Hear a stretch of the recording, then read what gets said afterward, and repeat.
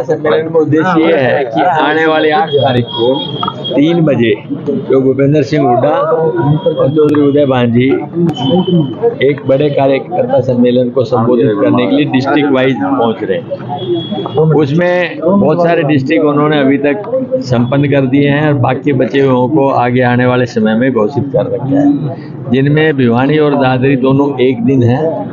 जहाँ दादरी में 11 बजे और भिवानी में 3 बजे उन्होंने अपना कार्यक्रम रखा है कि वहाँ कार्यकर्ताओं का धन्यवाद भी करेंगे और आगे आने वाले जो चुनाव हैं उसके लिए उनको दिशा निर्देश भी करेंगे कि भाई आपको किस तरह से आगे कार्य करना है। पीछे के चुनाव में जो आपने किया है वो वाकई में सराहनीय था और कोई कमी रह गई है तो उसको आगे दुरुस्त करेंगे और आगे आने वाले समय के अंदर कांग्रेस का जो एक माहौल प्रदेश में बना हुआ है उसको आगे बढ़ाते हुए पूरे प्रदेश के अंदर सभी कार्यकर्ताओं को उत्साहित करने के लिए कार्यक्रम आयोजन किया जा रहा है। तो सर माना है कितनी तैयारी क्या मानते किस प्रकार से रुझाने इस बार? निश्चित तौर पे तैयारी है क्योंकि बहुत लंबा समय रहा नहीं, मुश्किल से 100 दिन का टाइम रहा और उसमें पूरे प्रदेश में पहले सभी डिस्ट्रिक्ट्स में एक कार्यकर्ता सम्मेलन ले रहे हैं, फिर वो उनका नेक्स्ट प्रोग्राम होगा कॉन्स्टिट्यूंसी वाइज रैली करने का, इसलिए पहले संपन्न करेंगे जिलों को और उसके बाद में प्रत्येक कॉन्स्टिट्यूंसी।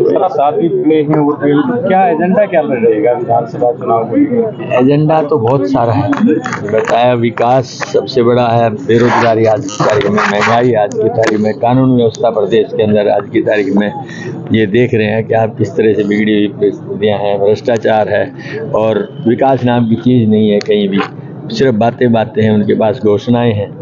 तो वो आप देख लें कि ऐसी समाज के लिए हमारे टाइम पे 100 गज के प्लॉट दिए थे, इन्होंने 30 गज के लिए 1 लाख रुपए कीमत रख दी है और अनेकों ऐसी चीज़ें जो कांग्रेस ने घोषित की थी उनको भारतीय जनता पार्टी अपनाना चाहती है ताकि लोगों को भुलेखा दिया जा सके, लेकिन लोग अब समझदार हैं, हर बात को समझते हैं और आने वाले समय के अंदर मैं समझता हूँ निश्चित तौर पर 8% ये क्या नहीं लगता पॉलिसी बना के पता किया ये भी सिर्फ चुनावी एक मतलब मुद्दा है जिसमें चाहते हैं कि ताकि उन लोगों को इमीडिएटली इस समय पर ही बढ़ोतरी दे दें ताकि लोग इस बात से भ्रमित रहें कि आने वाले समय में बहुत कुछ होगा।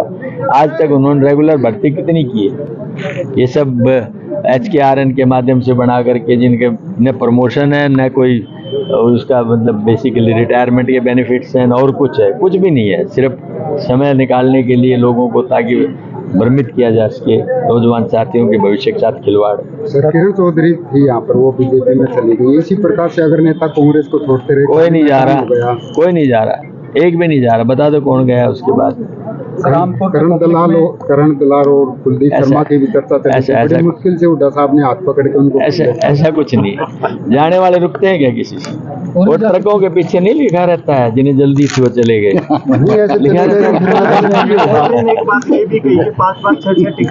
तो आपस में कांग्रेस का ही नुकसान करेंगे ये। देखिए सुनो, ये इस बात का प्रतीक है कि लोगों का ज्यादा रुझान कांग्रेस की तरफ है। आपने देखा होगा पहले भी जिस पार्टी की सत्ता आने वाली नजर आती है तो उम्मीदवार भी ज्यादा होते हैं, तो कांग्रेस क्या कोई भी पार्टी टिकट तो एक ही देगी, बाकी सब लोग मिलकर के साथ देंगे उसका। सरकार आएगी, सरकार के कितने 10 साल से प्रतीक्षा जिनकी है तो उसको पूरा निश्चित तौर पे करने के लिए सबको साथ मिलकर के लड़ाई लड़नी। आरोप उदासा पे लगता है कि फर्स्ट लाइन जो है वो खत्म कर देना है, सिर्फ सेकंड लाइन जो है हरियाणा प्रदेश में जो है बची है, क्या कहेंगे? ऐसा कुछ नहीं है, लाइन स्वयं बढ़ती है स्वयं मिटती है, कोई ऐसी बात नहीं है। न हुड्डा साहब कभी नेगेटिव और नकारात्मक बात नहीं करते, सकारात्मक बात। कांग्रेस में दिग्गज नेता आने के लिए तैयार है सर, बीजेपी के कुछ संपर्क में है? देखिए ये तो जो नेता संपर्क में वो बता सकते हैं, लेकिन मुझे इस बारे में नहीं, मेरी नॉलेज में कुछ ऐसा नहीं। लोकसभा चुनाव में SYL का मुद्दा कौन होगा? क्योंकि दक्षिण हरियाणा के लिए SYL बिल्कुल सही कह रहे हो, ये लाइव ये लाइफ लाइन है, हुड्डा साहब ने उदय भान जी ने बहुत उठाया है और हुड्डा सुनिए मेरी बात, देखिए लोकसभा चुनाव में तो इस बात का इश्यू इसलिए नहीं था कि महंगाई और बेरोजगारी इससे बड़ा इश्यू था, इस बात की तो सुप्रीम कोर्ट ने आदेश दे दिए, उनको नहीं माना, उन्होंने जो हमारी भूमि ले रखी थी अधिकृत की हुई थी उसकी भरपाई कर दी, वापस मिट्टी डाल दी गई उसमें, तो वो एक दिन का मुद्दा नहीं है। वो तो सालों साल से चला हुआ मुद्दा है, इसलिए उस बात को अगर आज ही ज्वलंत होता तो उसको उठाते। आज ज्वलंत मुद्दा है बेरोजगारी का और महंगाई का। कल संसद में राहुल गांधी काफी दाढ़े थे, लेकिन आरोप लगा जा रहा बीजेपी विरोध कर रही है कि जो बीजेपी है या हिंदू है उनको उनके ऊपर गलत टिप्पणी की। वो गलत बात कर रहे हैं, सिर्फ एक क्लिप देख रहे हैं जो उन्होंने कभी नहीं कहा। उन्होंने एक बात कहा कि हिंदू कभी हिंसावादी नहीं हो सकता, सिर्फ अहिंसा में और सत्य में विश्वास करता है। पूरी देखो, पूरी सुनो, भाजपा की क्लिप मत देखो। और आपसे भी निवेदन है मेरा, वो क्लिप मत चलाओ खाली आप। उन्होंने जिस तरह से मतलब जबरदस्त लोगों के बीच में एक मैसेज दिया है पूरे देश के अंदर, वो वाक्य में आज तक किसी शायद विपक्ष के नेता ने नहीं दिया।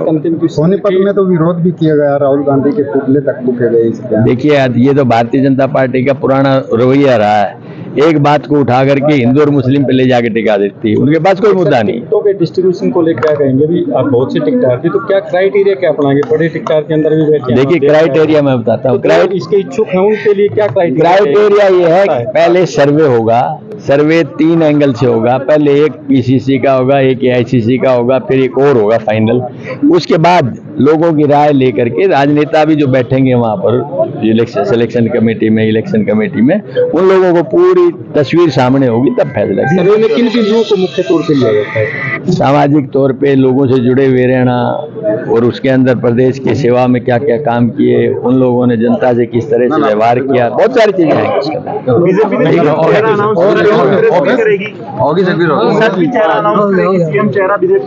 देखिए हमारी पार्टी का फैसला हाईकमांड करेगी, जो भी होगा। सर अनिल विज ने कहा कि राहुल गांधी ने तो जबरदस्त अपने विचार रखे, और अगर कोई आदमी भाजपा के इस तरह के विचार रखते हैं तो उनकी संकीर्ण मानसिकता का व्यवहार। चलो भाई, हो गया।